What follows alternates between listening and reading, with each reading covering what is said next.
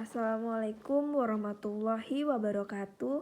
Perkenalkan, nama saya Zulfa Siti Nur Khalifah, NIM 025, kelas Agribisnis 5A. Saya akan menyampaikan materi tentang tugas akhir praktikum Operation Research. Nah, pada kali ini kita akan membuat contoh kasus dengan menggunakan 3 metode. Nah, yang pertama ada transportation method, yaitu model yang berhubungan dengan distribusi suatu barang tertentu dari sejumlah source ke berbagai tujuan atau destination. Yang kedua ada linear programming. Nah, yaitu suatu metode analitik paling terkenal yang merupakan suatu bagian kelompok teknik-teknik yang disebut programisasi matematik. Nah, yang ketiga ada decision analysis, yaitu analisis keputusan yang didasarkan pada pola berpikir mengambil pilihan. Nah, untuk yang pertama ada contoh soal dengan menggunakan metode transportation. Contoh soalnya yaitu ada 3 pabrik mebel A, B, dan C. Masing-masing memiliki kapasitas produksi maksimal dalam satu periode waktu tertentu, 100, 300, dan 300 unit mebel. Ada 3 gudang D, E, dan F yang masing-masing dapat menampung maksimal 300, 200, dan 200 unit mebel. Rata-rata biaya angkut per unit mebel dari masing-masing pabrik ke masing-masing gudang disajikan dalam tabel berikut.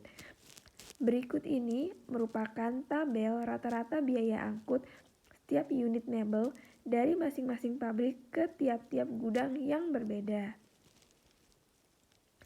Nah, pertanyaannya, berapa unit mebel harus diangkut dari masing-masing pabrik ke tiap-tiap gudang sehingga biaya transportasi total minimum? Nah, selanjutnya kita dapat membuka aplikasi POM-QM. Kemudian pilih modul yaitu transportation.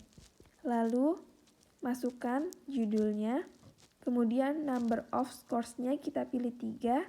Lalu number of destination-nya juga kita pilih 3. Kemudian untuk objektifnya kita pilih minimize. Lalu pilih OK. Setelah itu masukkan data berdasarkan tabel yang ada di contoh soal. Kemudian kita pilih solve untuk melihat transportation result-nya. Nah, seperti itu sudah jelas berdasarkan transportation result-nya, pabrik A dengan gudang D memiliki nilai 100. Kemudian pabrik B pada gudang D 100, pabrik B dengan gudang E yaitu 200, pabrik C dengan gudang D 100, dan pabrik C pada gudang F yaitu 200.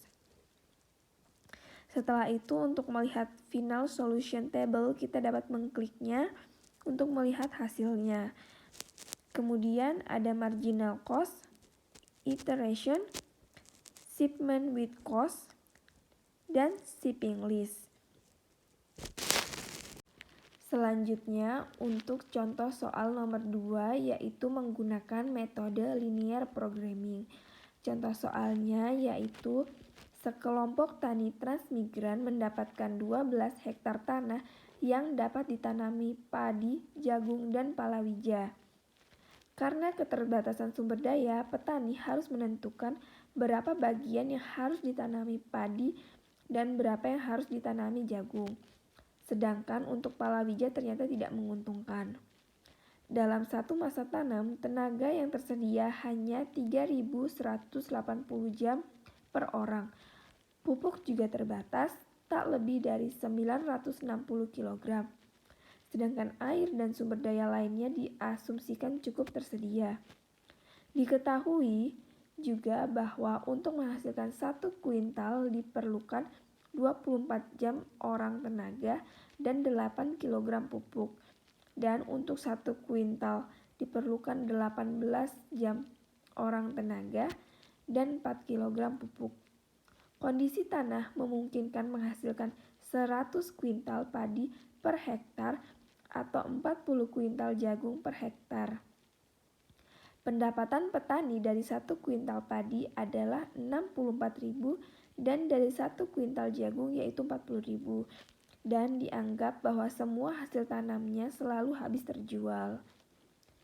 Nah, pertanyaannya, berapa luas masing-masing yang harus ditanami padi dan jagung dan berapa keuntungan maksimal yang diperoleh petani? Nah, untuk cara mengerjakannya, pertama kita buka POM-QM, lalu pilih linear programming. Kemudian kita masukkan data sesuai dengan tabel yang ada di contoh soal. Setelah itu, kita pilih solve untuk melihat linear programming result. Kemudian kita juga dapat memilih ranking dan grafik. Untuk contoh soal nomor 3 menggunakan metode decision analysis. Contoh soalnya yaitu seorang pengusaha dodol mangga ingin membeli salah satu dari 3 jenis bangunan untuk digunakan sebagai perluasan agroindustrinya. Dia harus memutuskan antara sebuah ruko baru, gedung bekas perkantoran, atau sebuah gedung bekas garasi bus. Kondisi ekonomi di masa mendatang akan menentukan besar laba yang akan diperoleh pengusaha dodol mangga tersebut. Laba yang dihasilkan dari masing-masing keputusan dalam tiap kondisi diperlihatkan pada tabel sebagai berikut ini. Nah, untuk cara pengerjaannya, yang pertama kita buka aplikasi POM-QM, lalu pilih Decision Analysis, lalu masukkan judul, dan untuk number of decision-nya kita pilih 3, dan number of nature stage-nya kita pilih 2. Kemudian objektifnya kita pilih profit atau maximize, kemudian ordernya bangunan. Lalu kita masukkan data sesuai dengan tabel yang ada di contoh soal.